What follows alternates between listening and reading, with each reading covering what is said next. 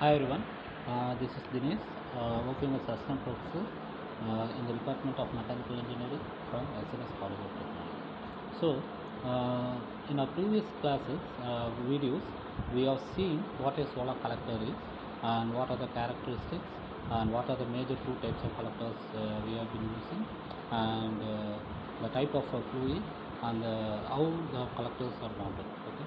So in this video, we are going to see the classification in solar collectors.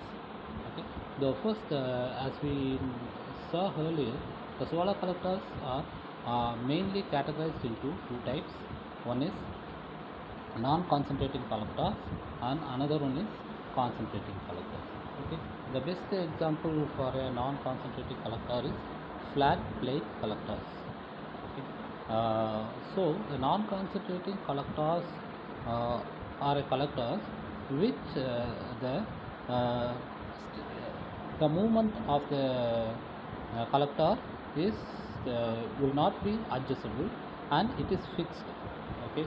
So during the sun, when the sun travels from one horizon to next horizon, the collector will not track the sun.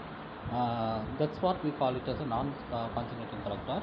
But when it comes to concentrating collector, when the sun moves from one horizon to another horizon, the overall movement of the sun was traced by use of drives in the collector, which we call it as a concentrating collector. So comparatively, by seeing this, we can tell that the non-concentrating collector have much lower efficiency when it comes to compare with concentrating collectors. Okay. So now the non-concentrating collectors are further classified into two types. One is flat plate collectors and evacuated tube collectors. Okay.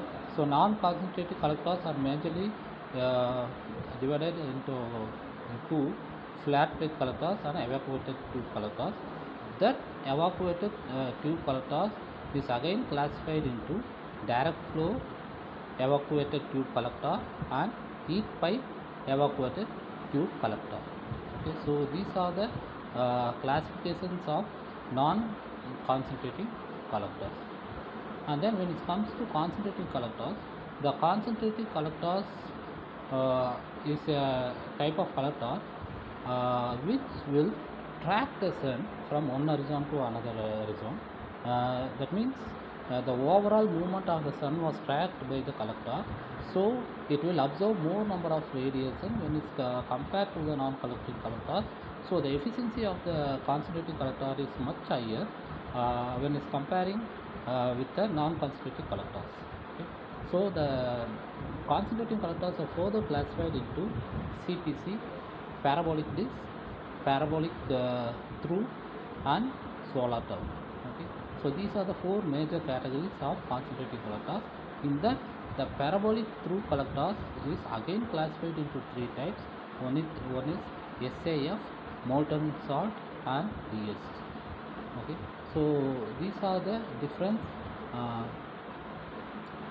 types of collectors which was available and which was used right now.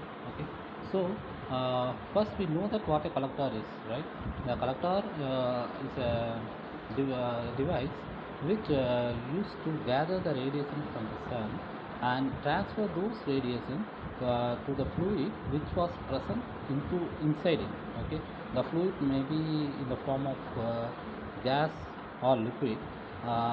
So when the radiation is transferred to that, the temperature of the fluid will keep on increasing, which lead to generating the overall temperature. Okay. So that in that type, non-concentrating or concentrating collectors, when it comes to liquid, we know that we may majorly use water, but when it comes to fluid, we use air. But there is also solar liquid which can also be used in this type of collectors. Okay. From in our next video, we will see what is a flat plate collectors, parabolic disc and parabolic through, solar tower, and evacuated tube collectors in our upcoming videos. Thank you all.